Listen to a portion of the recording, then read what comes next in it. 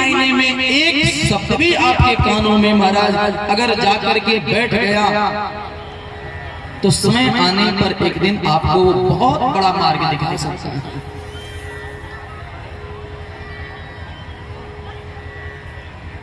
किसान मुट्ठी में बीज लेकर के जाता है और खेतों में, आप सब यहाँ किसान भाई बैठे हैं, खेती करते हैं, आप सबको ये बात अनुभव होगा। मैं कोई यहाँ प्रवचन करने नहीं बैठा हूँ, मैं कोई कथा सुनाने नहीं बैठा हूँ आपको, मैं बस वही बातें बताऊंगा आपको जो मैं अभी देख रहा हूँ वर्तमान में। किसान जब खेत में जाता है बीज लगाने के लिए तो महाराज वो एक मुट्ठी बीज लेकर के और खेतों में यूं उछाल देते थे। कोई जरूरी नहीं है कि सारे के सारे बीज उग जाएं, कोई जरूरी नहीं है कि सारे के सारे बीज अंकुरित हो जाएं।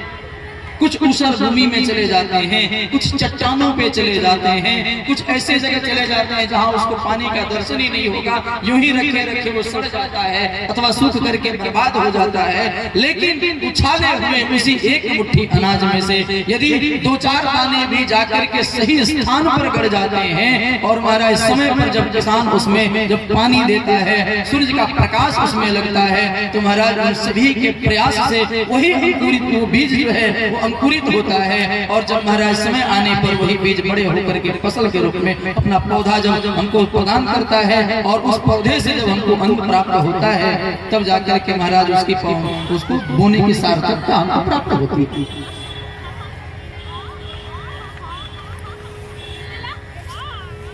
तो बिल्कुल यही बात सत्संग में भी है, सत्संग में भी बहुत सारी बातें बताई जाती है। मैं आज 9 दिनों से निरंतर सुन रहा हूँ, मैं भी सुनता हूँ। ऐसा नहीं है कि हम कोई मंडप में बैठे बैठे कोई ध्यान नहीं, अच्छी बातें जो होती है ध्यान चला ही जाता है।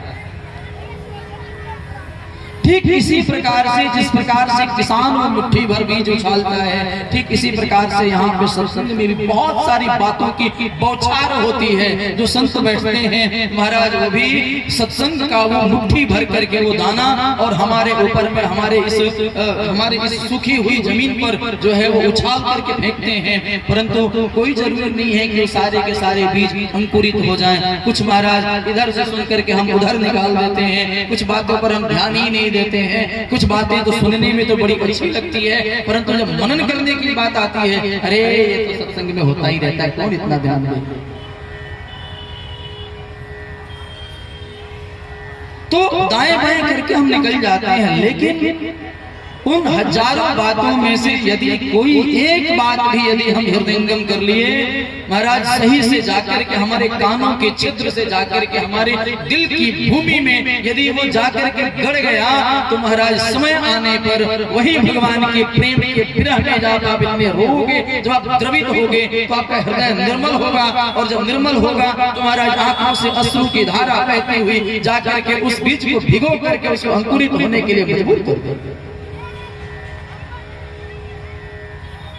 आपने 7 दिनों तक भागवत की कथा सुनी। यहाँ पर देवी जी आई थी, ब्रज किशोरी जी आप लोगों को भागवत की कथा सुना करके गई। आपने ध्यान दिया होगा पहले दिन की कथा जो है उसमें उन्होंने गोकर्ण धुंधकारी की कथा सुनाई है। आत्मदेव ने भी सत्संग किया था। मैं आज थोड़ा सा आप लोगों को याद दिलाऊंगा। आत्मदेव नाम का जो राजा जो ब्राह्मण था उसकी पत्नी का नाम धुंधली, जिसके यहाँ 2 बेटे गोकर्ण और धुंधकारी। गोकर्ण जी जो है महाराज गोकर्ण पंडितो ज्ञानी धुंधकारी महाबल। गोकर्ण जी तो महान ज्ञानी बनते चले गए और धुंधकारी जो है महादलंपट हो गया। गोकर्ण जी तो जब पढ़ने जाए महाराज अथवा कहीं भी निकले तो उनको देख करके श्रद्धा से उनके सामने नतमस्तक होने का लोगों को मन कर देता है।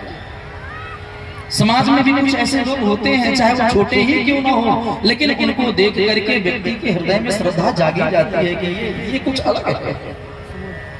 और कुछ ऐसे भी होते हैं जो पढ़ने जाए तो किसी का सर फोड़ करके आ जाए, किसी की किताबें फाड़ दें, किसी की कलम तोड़ दें, बस्ते फाड़ करके आ जाए। तो ऐसे धुंधकारी भी समाज में होते हैं। कथा क्या है? कथा हमारे और आपके जीवन को दर्शाने के लिए एक मार्गदर्शन को बताता है। कथा मतलब दर्पण। दर्पण समझते हो किसी? शीशा। शीशा को महाराज, शीशा के सामने आप जैसे खड़े होकर वैसे ही तो दिखोगे ना। अगर आप बदसूरत हो तो शीशा आपको सुंदर कैसे बना देगी?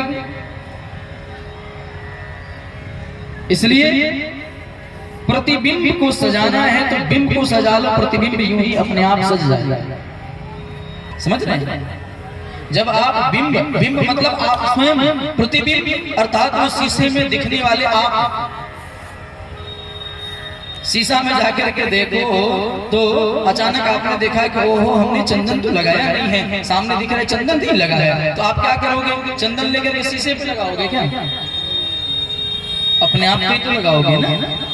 जब आप बिंब को सजाओगे तो प्रतिबिंब यूं ही आपका निखरता चला जाएगा।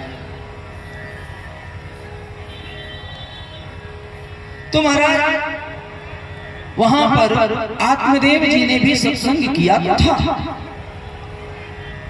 कहानी आपने यूं सुना होगा कि महाराज उनके यहाँ संतान नहीं होती थी तो जंगल में गए, वहां पे संत ने उनको प्रसाद दिया, ला करके पत्नी को दिया तो वहीं वो धुंधकारी जो है पैदा हुआ।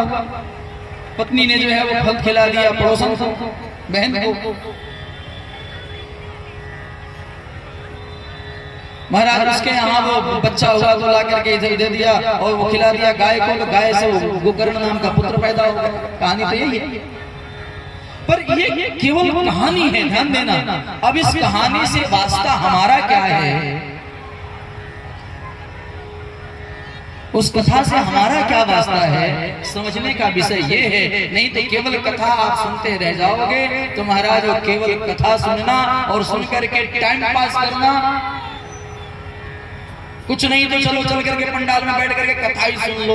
और कथा क्या सुनो, बैठ करके एक दूसरे की चुगली करो बैठ के बीच में,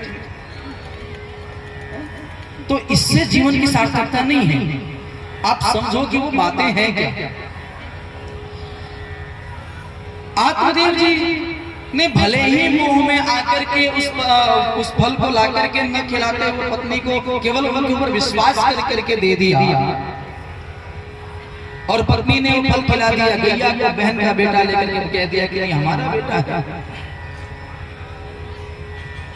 तो भले ही वो पंडित जी भूल गए, लेकिन जीवन की जब सबसे संकट वाला क्षण जब आया, जब जिस बेटे को अपना मान करके बैठे थे वही बेटा जब छाती में दर्द करके लाल मारी तो महाराज उस समय कोई और याद नहीं आया, उस समय काम आया तो वही सत्संग का काम आया। सत्संग अर्थात यही सत्संग का फल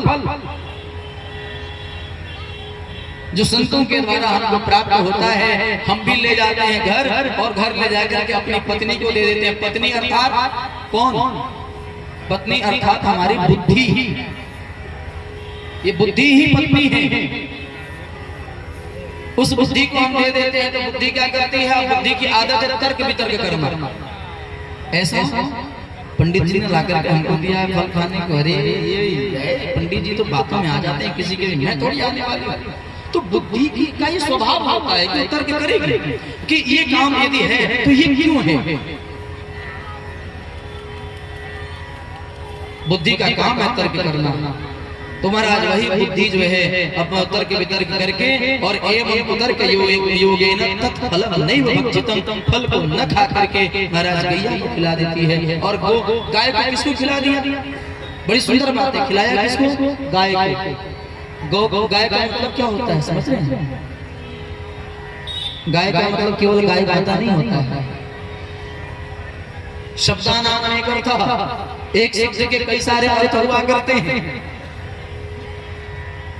नहीं तो महाराज एक जगह ऐसा लिखा जाता है कि गो का पेट चीर करके किया गया हवन अत्यंत शुभ माना जाता है। गो का पेट चीर करके किया गया हवन अत्यंत शुभ माना जाता है। अब आप बताओ गाय का गो कौन है? गाय माता है।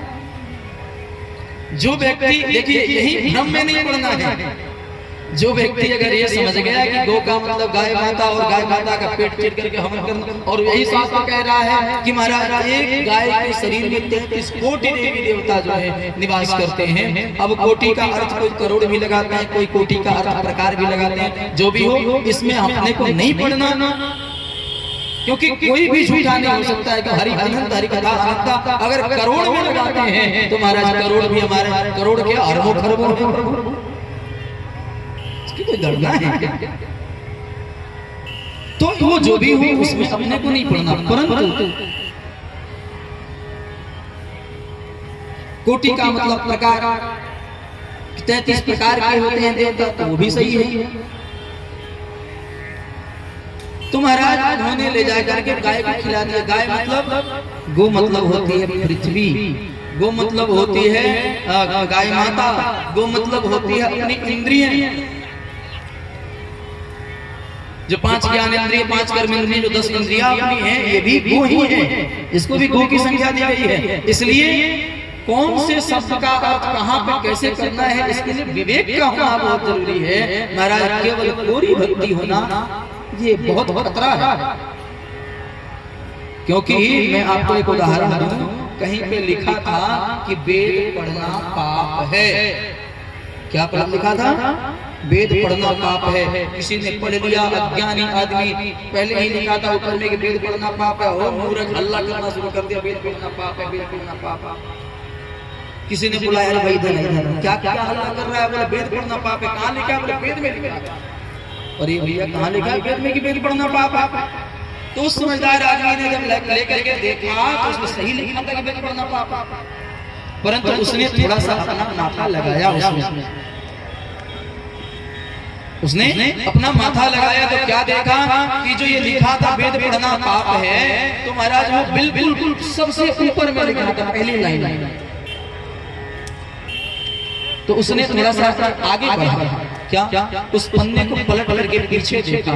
कई बार ऐसा होता है ना कि लिखते लिखते लिखते लिखते पेज खत्म होता है तो उल्टा करके लिखा जा रहा है। तो पीछे जब पलट करके देखा, जब लाइन पढ़ी तो लिखा है कि असौच अवस्था में, तब तक वो पेज हो गया खत्म। उसने पलटा और ऊपर ही लिख दिया वेद पढ़ना पाप है। तो उसने तो लिखने का मतलब तो उसका ये था कि जब आप असौच रहो, जब आप अपवित्र रहो, जब आप नहाए हुए नहीं रहो, जब आप दुर्गंध से भरे हुए हो, तब आपको वेद पढ़ना जो है वो पाप है। परंतु जब आप पवित्र हो तब आपको वेद पढ़ने से पाप थोड़ी। लेकिन मूर्ख व्यक्ति जो होता है उसको तुम्हारा जो आगे पीछे विवेक नहीं है ना, तो विवेक नहीं है तो डायरेक्ट वो एकदम ठक करता है कि ये लिखा है, क्यों लिखा है?